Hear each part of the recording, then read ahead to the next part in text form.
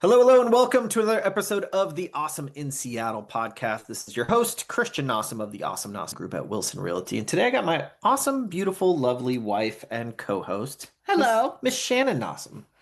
Thanks for joining me, babe. Of course. We have a very special guest, Greg Helbeck. He is a full-time investor, has been kind of all over. So New York, San Diego-ish area, and now about a year ago moved up to the Seattle area. Thank you so much for joining us. Thank you for having me on. I was looking forward to this. I like being the guest more than the host because I don't get nervous being a guest. Yes. Well, we were just on your podcast about 5 minutes ago. That's true. We're all having our turn. Yeah. Well, I'm excited to talk to you because you do a lot of direct to seller marketing and also the fact that you've just been in different markets. So I think it's going to be a really interesting conversation to see. I don't know. I want to know how Seattle's kind of different from other places. And so that's going to be Yeah. interesting to hear your take on that.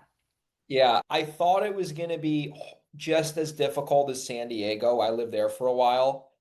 I've found Seattle to be slightly easier, and we can get into that, on the call, but it's interesting up here. I would say it's an interesting market where it's definitely hard, but it's not as bad as people think. And there's a lot of opportunity here, which we spoke about a lot on my show.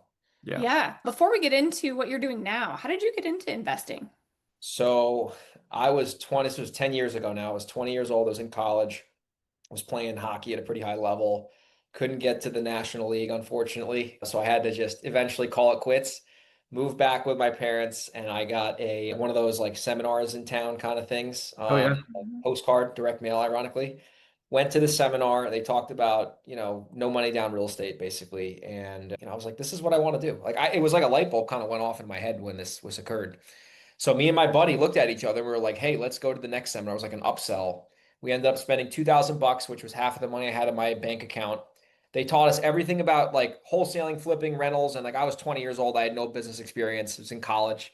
And I was fired up and I knew this is what I wanted to do. And I knew there was obviously a huge opportunity in real estate. There's no limit on your income. Yeah. So yeah, basically went out there, started marketing as a wholesaler, how I started.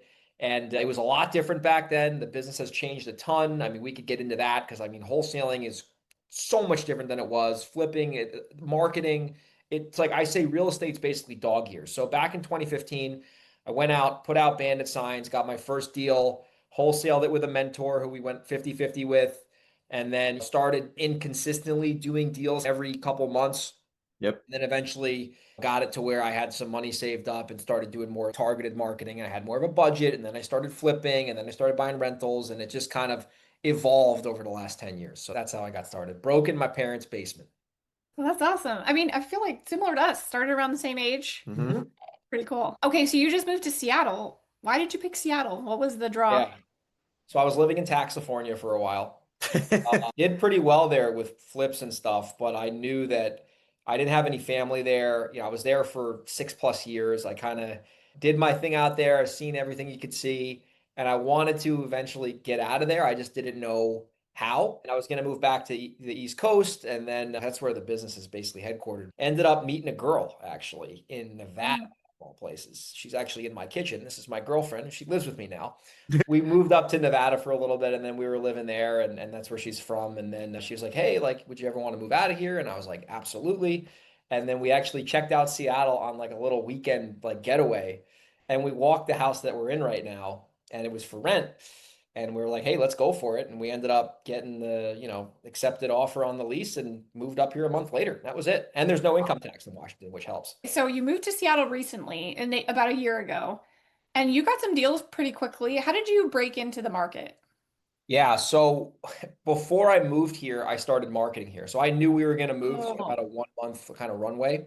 So I immediately started sending direct mail to the same list that I was mailing in New York and California. So like tax Mhm. delinquent leads, absentee owners, I call them the unknown equity prospects, which are people who've owned their house for so long the county doesn't even have any recording of like a mortgage. So I was mailing like the same types of lists that I was mailing in the other areas and just started kind of going out with direct mail. And I was spending a good amount. I was probably spending, 7, 8 grand a month initially in mailers. And it eventually landed me my first property. So I moved here in May. In July, I got my first deal. So it took Nice. about 3 months because I started marketing in April. So it took me about 3 months to get my first actual deal done in the area. Yeah. Nice. What other steps did you take kind of after just mailing? Like, were you going to meetups? Like, how are you going to dispo this thing? You just found a Yes. deal. How did you know like it was Yeah. a deal? And Yeah. how'd you Yeah. get That's rid of it. it when you got a brand new market? So the funny thing is the first deal was actually in my neighborhood about 5 minutes down the road on Holly Street in West Seattle. Yeah. I knew that the property could go to a builder. Like I knew that it was going to be one of those like knockdown, builder's Yep. going to buy it.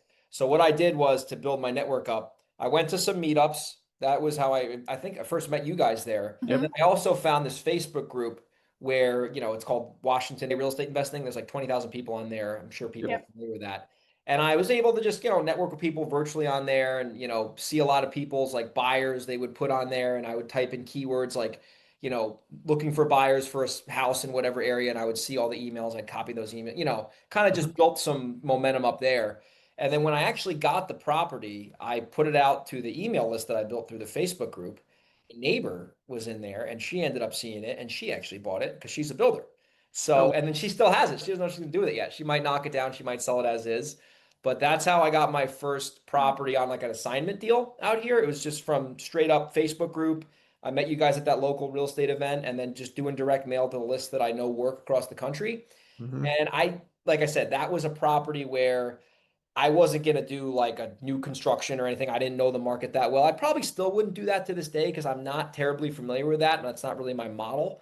My Yeah. model's mostly doing like cosmetic renovations. And this house needed to just get basically torn down. So Yeah. I knew that was going to be more of an assignment deal. And I actually told the owner I was assigning it. There's a lot of people that want to wholesale and there's a lot of shady people. They don't tell the owners what they're doing. And I told the owner up front, I'm going to probably assign this. Are you okay with that? I'm going to find a buyer and I'm going Hmm. to assign the contract. And if you're okay with that, I can proceed with it. But if you're not, I totally get it. You can go sell to someone directly. And he appreciated that. And, he allowed me the opportunity to do the deal and it worked out for everyone. So I would Yeah. tell you, if you're new and you want to wholesale, the more honest you can be with people, the more they're going to really, let you have the opportunity to help them. But when you hide Yeah. stuff from people, that's when I see people getting into trouble out here in the Pacific Northwest. Yeah. That's just what I was gonna say. I was gonna ask, Yeah, there's a how do lot of you bad actors out there. for new people, what is your kind of advice? And you just kind of shared it. Like, just be honest. I mean, that's just in general in life. Yeah, Always be honest. Like, tell them it's what's going on. They can't get yeah. mad if you're honest with them. Like I see wholesalers, and this is crazy. Like they'll tell the seller they're buying, and this could be anywhere. This doesn't have to be Seattle. They'll tell the seller they're buying their house. The seller thinks they're selling. They write a contract up that's not even valid. They don't put earnest money down. They Mhm. try to find a buyer. They string the seller along. They make him sign an extension. Can't find a buyer. They cancel the contract. The seller already has the U-Haul in their house, and next thing you know, they got to go sell to someone else. Doing stuff like that is so just unnecessary. We've built our business because we do some assignment deals still from being transparent, and Yes. that's worked for us for 10 years. Yep. It's so much easier. So So much. you found that deal and you did a bunch of direct to seller marketing. Yeah. Seattle's kind of known for not being one of the easiest places to market, and especially because a lot of the tech methods that are used in other parts of the country don't work here because We're people too are. tight. So yeah, what are the unique challenges with our market as far as marketing?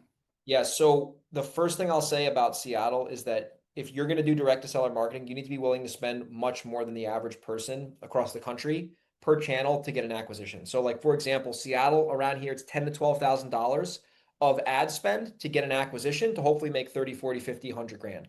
So it's just going to be more expensive because your response rates are going to be lower with mailers. The Mhm. digital like PPC ads that I run, the Mhm. cost per click is higher because there's more people bidding for those keywords because there's more search demand here, so you're going to be willing to spend more on Google. And then also another channel we could talk about is I bought some good deals from wholesalers out here, but I've found a strategy where you can get wholesalers to bring you deals without having every investor in town see the deal, right? So Yeah. Let's Mhm. go into that. Tell yeah, us Yeah. more about that. I'll tell you about a deal that went down and then it'll kind of all make sense. My friend who does Google AdWords all over the country had a student who was running PPC here. Hmm. And he got this lead and ultimately a contract over in Gig Harbor, which is like probably the best area in Pierce County. Like Gig Harbor is probably like it's the Gorgeous. yeah, Yeah, yeah, yeah. good location right near Tacoma. And he hit me up and he said, Greg, we got this wholesale deal I'm partnering with this guy on.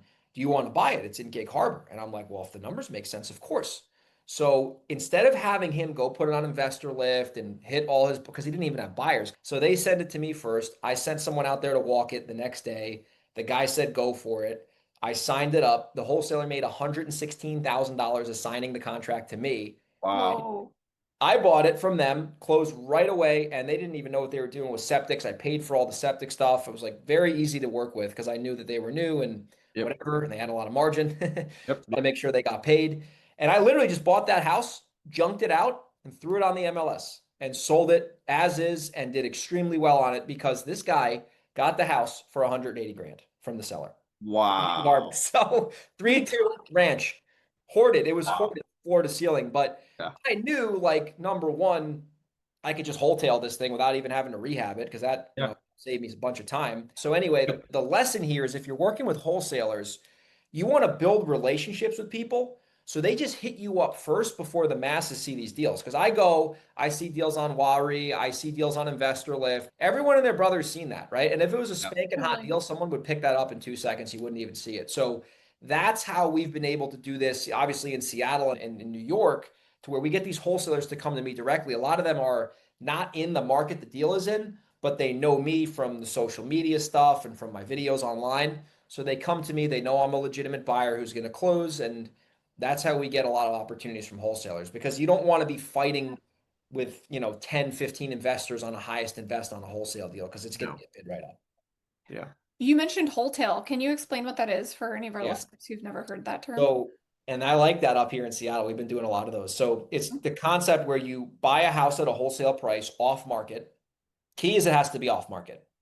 And then depending on how people like this, sometimes it's 20 grand or less. I say a wholesale, in my opinion, is just a straight junk out. Junk out, you get all the crap out of there, and then you throw it on the market for the as is price. So let's say, like in my Gig Harbor example, I think I bought it for whatever, 180. So I think I bought it like in the low threes and sold it, I think in like the low to mid fours or something without any construction, right? Yeah. So I just made the arbitrage on the wholesale price I got it from the wholesaler, and then Mhm. the as is value. And then the buyer still had enough money there where he bought it, he renovated it. Now he's trying to sell it retail for I think 675. So you're just Wow. basically looking at the as is value of the property and seeing if there are actual comps that are in that neighborhood that are selling at that number, and if you can make that spread without having to do the rehab. So it's kind of like getting the best of both worlds because with assignment deals, I've noticed that usually people leave a lot of money on the table because the buyer has to rehab it.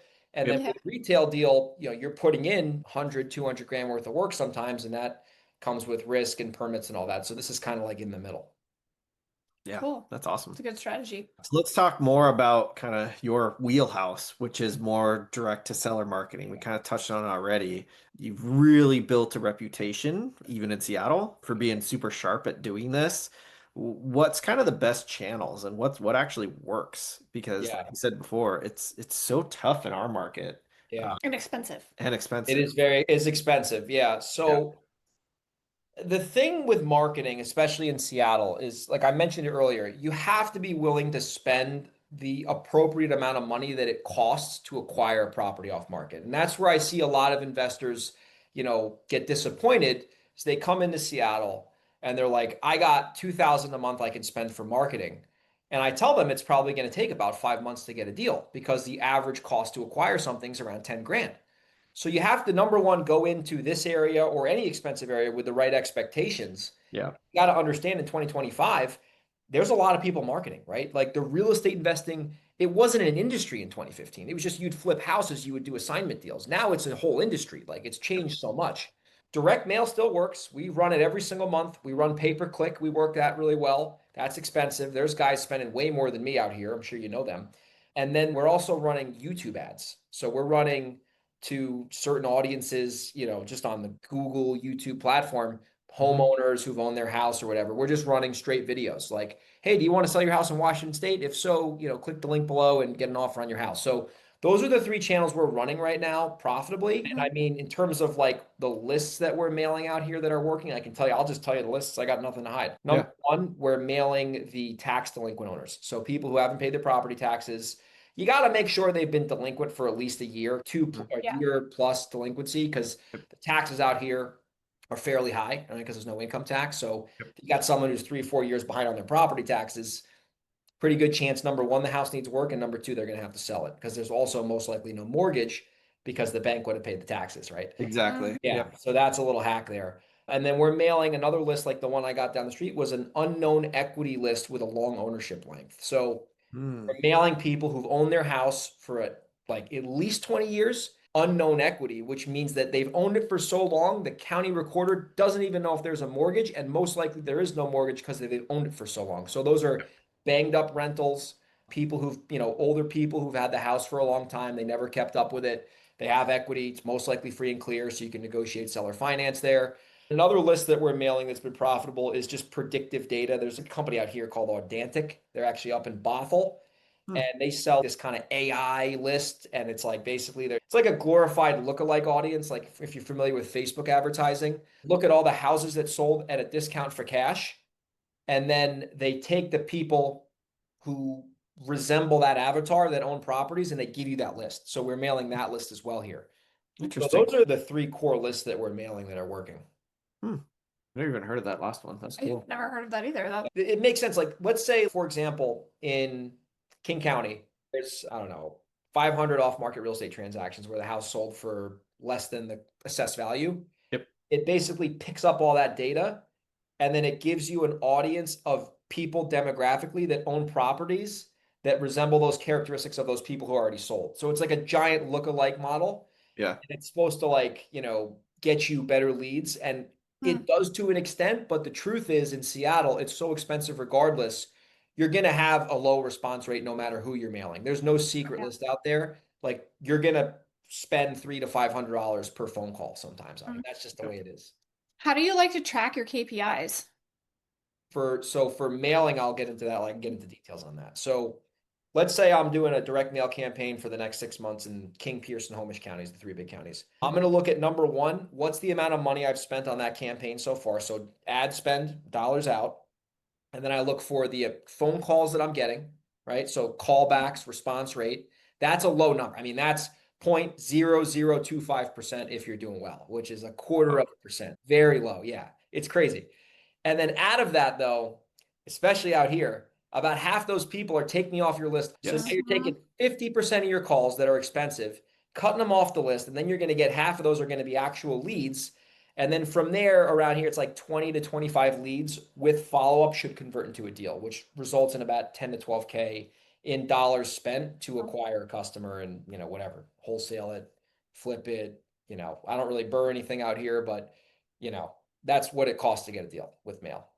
Yeah. So you have to look, especially like in Washington or in this expensive area. Like, let's say you're like, okay, I need to get a 0.25% response rate, or else it's not going to make any sense if something's broken in that system. So another thing I would say, like when you're looking at these numbers, is you got to look at a direct mail campaign. You have to be willing to mail these same people up to 6 times, right? Because the third postcard might get you that deal that makes you 100 grand, right? But the first one and the second one didn't get you anything, but then the third one you just made 100 grand. And let's say you spent 30 to make 100. So like when you see these campaigns through over time, that's when you can really get a good ROI, because a lot of people will mail people once out here. They'll go try to mail Tacoma, and that's just as hard as Seattle, right? It's super competitive down there, and they won't get any calls, and then they'll mail again. They'll get like 5 calls. So you really need to understand this is an investment, and you obviously need to track your numbers. And if you're not getting calls, you got to fix it. But in order to see a real good ROI direct to seller, you need to be willing to do it for the long haul at a 6-month minimum. All right, so let's go over. I've heard you talk a lot about trying to figure out the multiple different exit strategies for each deal that comes your way. Could you walk us through kind of your thought process when you're underwriting a deal and trying to determine what the different outcomes could potentially be? Absolutely. So I'll start with assignments because that's like elementary real estate, like assigning contracts. I'm doing an assignment deal at this point if number one, I don't think the numbers are good, but someone else might want to buy it. Or it's like a development deal that I'm just not going to get involved with. Like if it's like a DADU thing, I'll call you guys and say, hey, I got something for you. I'm not interested in this. I'll assign it to you. So it's either got to be like the numbers got to be bad for me, but maybe not for someone else. But then we'll tell the seller we're assigning it, full transparency. We're not the buyer. Or it's a development deal that I'm not interested in or I'm not familiar with. And in that case, we have a guesstimate on what we think the ARV is or what the new construction value could be. We have a guesstimate on what that cost might be. And obviously that's super subjective. And then, we try to give it to the investor at a number that, would allow them to make some money because, it's got to make sense for them. So that's an assignment. That's pretty straightforward on properties. If it's going to be like a wholesale property where I think I can make a good profit on the property out here without having to do a full rehab, what I do is I go in, I see the site, or I have someone see the site. We get pictures of everything, videos of everything, and then I study the comparables on Redfin, especially out here. Like Redfin is awesome. Like so much good data, Zillow, Redfin, all that stuff.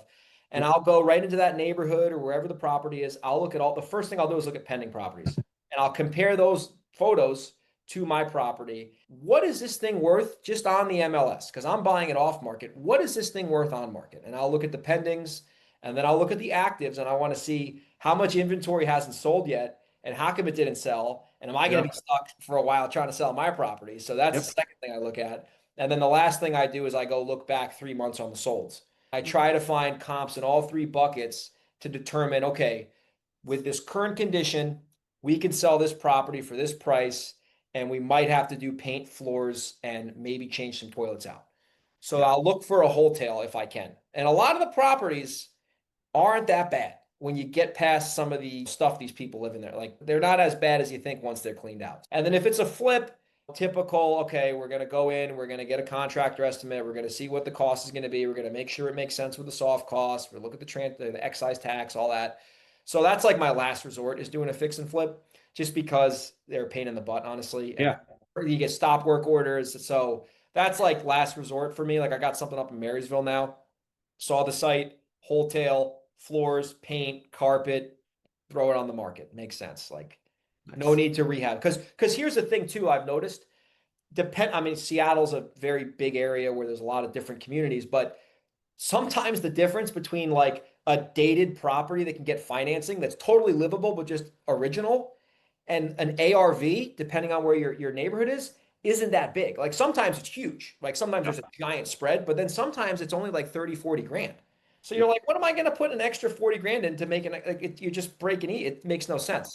Exactly. You got to look at what's the ROI on my construction. So like if I'm going to do floors and paint, that's going to cost me, I don't know, 15 grand. If that 15 grand is going to get me an extra 30 or 45 in value, of course it makes sense.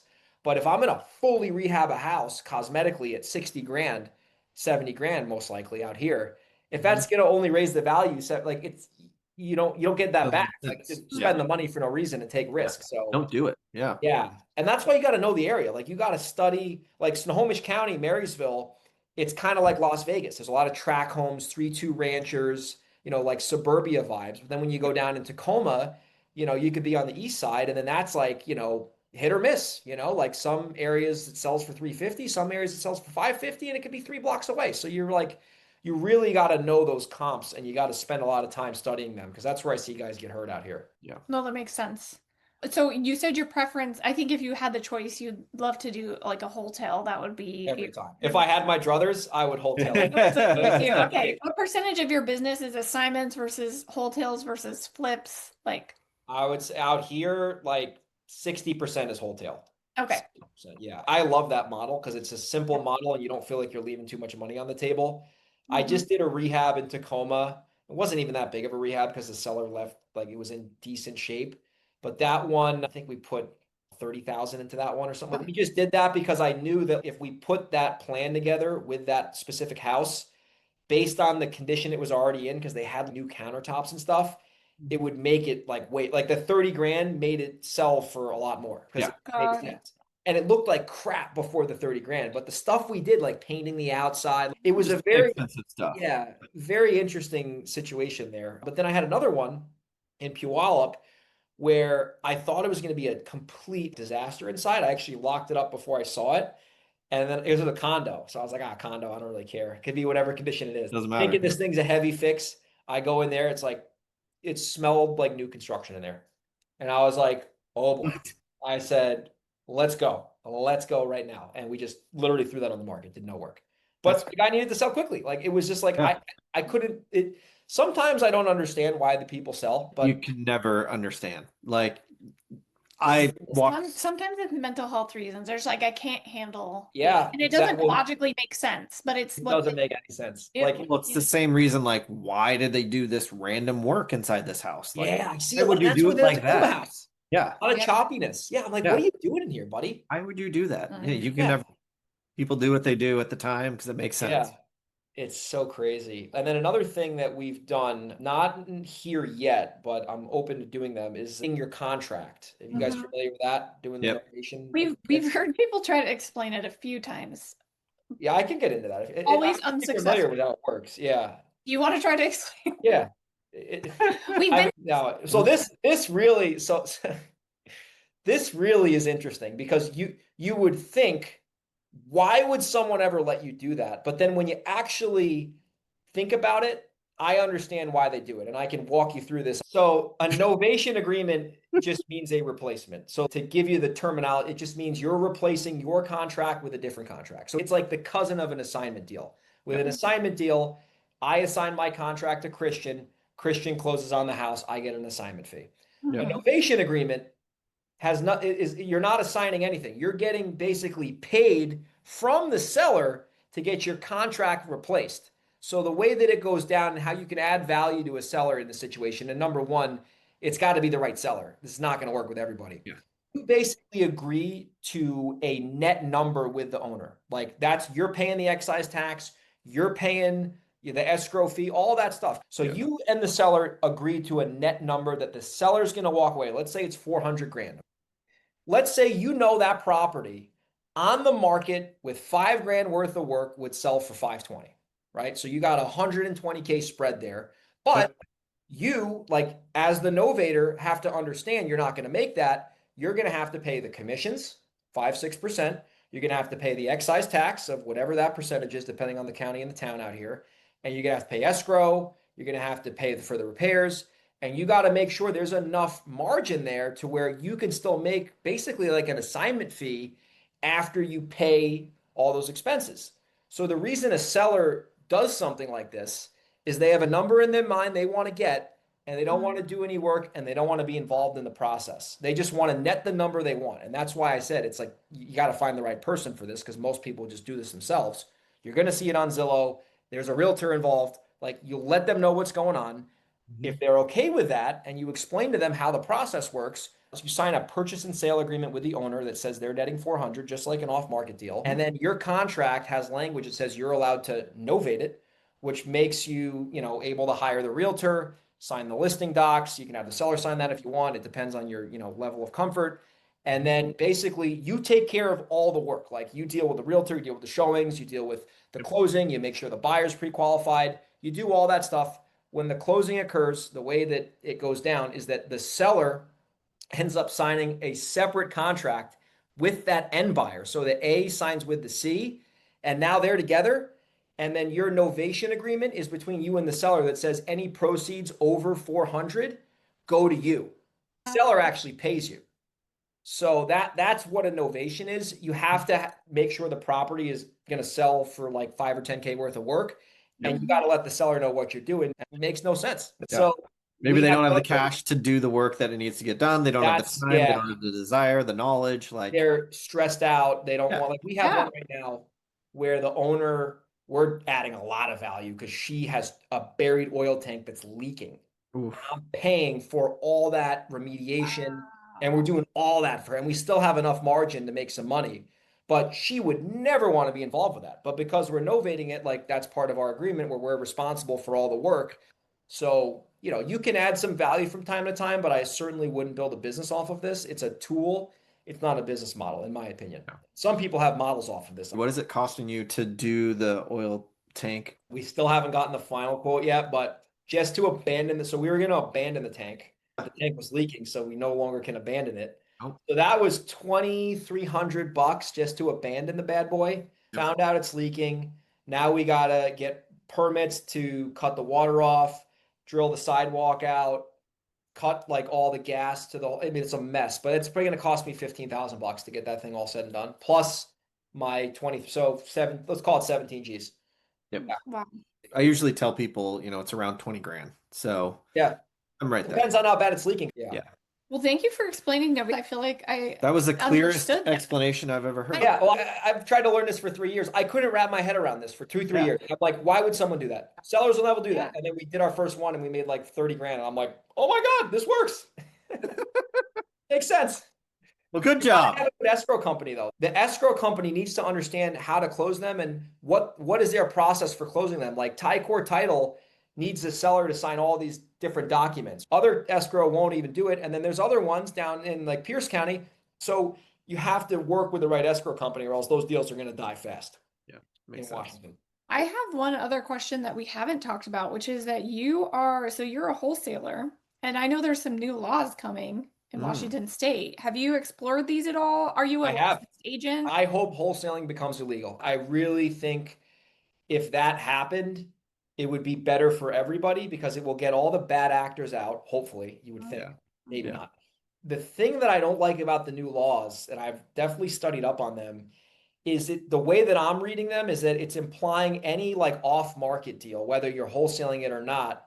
I think you have to pay for an appraisal. Yep. The owner has the ability to cancel, but if I'm not assigning that, if I'm buying that thing straight cash, like, I see where they're coming from, but I do think that that's going to result in sellers basically calling investors to get like free appraisals, sign purchase agreements, and then ultimately cancel them and use the law in their favor. So I think, obviously I'm not in politics and I'm not the governor, but I really get more nuanced on like if you're assigning the contract, you need to do that. But if you're the direct buyer, you're putting down a $30,000 earnest money, that might not be the case because you're ultimately closing on the house. Therefore, it would be very hard to screw an owner over if you have a 30K earnest money deposit on a property you're buying for 500 grand, which I think would be reasonable because that's another problem with wholesalers is they don't put any skin in the game. Yeah, exactly. Yeah. I'm sure there will be some workaround. Like if they do have to do the whole appraisal thing where if I'm the wholesaler, I have to pay for that. If the seller backs out, maybe they start adding in some clause saying, okay, if you back out, you're paying me back. You're reimbursing me Yeah. for that appraisal. Yeah. Something. I don't know. It's got to get more clear. I see where they're coming from because I do believe in protecting consumers. Yep. There's For a lot of sure. predatory wholesalers in Yeah. Washington. Shady people out there. And I call it the Seattle jungle for that reason. It's like gorilla in the jungle and people shooting arrows at you all day. But Yeah. here's the thing with assignment deals, especially in Washington, because like I said, I've seen this a lot now, is these wholesalers, what they'll do is they'll go out, they'll wrap a deal up, and then they'll never put an earnest down. And then they'll record their contract with the county as a memorandum, and then they won't ever perform on it. And then the seller will cancel. They'll never remove the memorandum, which is like a lien. And they call me for me to buy the house directly. Now I gotta like this wholesaler wants 20 grand on a property he couldn't perform on. So then I gotta sue him. But before I sue him, I gotta close because she's gonna not her property taxes are due. So you're in this situation. We had this happen in Lakewood actually, where this happened. So yeah, it's a tough situation, but if you're transparent with people, like I've never had a seller get mad at me for wholesaling their house, and I've wholesaled hundreds and hundreds of houses, and I've never had a seller pissed off because they knew what we're doing. Yeah. Well, It'll be interesting. yeah. Because of the few bad actors, unfortunately, that kind of ruin it for everybody. It's going to change how we buy off-market direct seller deals, even though we're not wholesaling anything. Yeah. To change all of that process. One more thing I'll mention. I know we got the hard stop it a little bit, but that wholesaler I bought the house from, he made 116K assignment fee. So there's out here, if people aren't familiar, there's this like equity stripping in Washington State, which you got to be careful about with like distressed properties. So this one wasn't in that situation because I checked, there was no foreclosure, but I'm thinking in my head, I'm like, oh, this person, I've never met the seller because I'm buying from the wholesaler. Velocity House Buyers bought the house for 180 grand because you don't see an assignment. It's not public record. So I made the wholesaler sign like extra hold harmless agreements to protect me in the event the seller came back and tried to go after the buyer, because ultimately I had no negotiations with the owner. I just knew that it was available from the wholesaler, and the wholesaler agreed, and he understood where I was coming from because I'm like, dude, you never find a house in Gig Harbor for 180 G's. Like that looks like shady, honestly. It looks weird. I protected myself and I made escrow do all of it. I was like, this has to happen. And everyone was in agreement because I was like, you're not going to see this for another 5 years. Yeah. Wow. Super smart. That's crazy. For our investor friends who are listening to this, who want to get deals from wholesalers. You talked about building a relationship. What's the best way for them to do that with wholesalers if they want to be the one that gets those deals first? Yeah. You gotta stay in touch with them and, become friendly with them and like really build a relationship with them that's not just business and Mhm. find a way to like just stay in their life, like without like stalking them, obviously. But Yep. like just become friendly with them and maybe go out to a Mariners game or see how you can help them. Like maybe they have no money and you have capital and maybe you have a private lender, whatever. Like build some sort of like concrete relationship with them to where like they're your friend. And then like when they have a deal, like you're already their buddy, they like you, and then like they'll just text you like just kind of automatically. So I think you want to make it less transactional. And then also like something that I've done is like be known online as someone who's doing deals. Like I post my deals every single week and I share the numbers, the breakdowns, like where we got it from. I'm the buyer. So people see the content over and over and Yep. over again and they want to come to me naturally versus just putting it on Craigslist or whatever. Yeah. More Just investor leave the led. value. Yeah. That's what I Yeah. would tell you. You got any other last questions? No, that was amazing. I learned a ton. Thank you so much, Greg, for coming on. Novation class today. Exactly. Finally understood it. Replacement of contract. Yes, Custom replacement. wholesaling. Yes.